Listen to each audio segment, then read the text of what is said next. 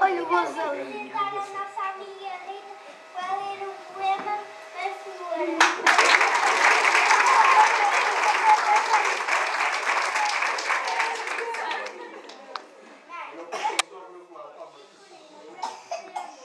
Só te encontrei a ti.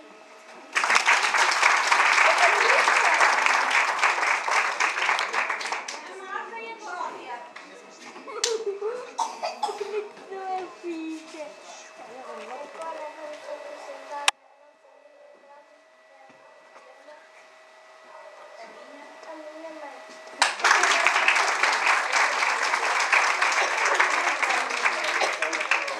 Olha que eu A minha mãe.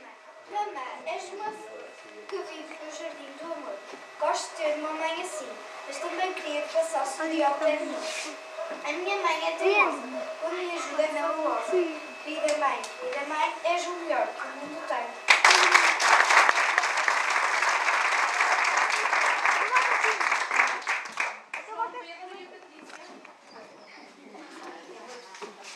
Ai, eu tenho Vamos apresentar a minha irmã. Não vai discutir. A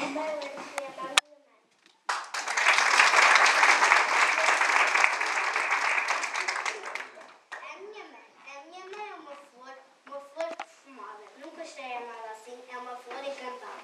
Linda como o sol,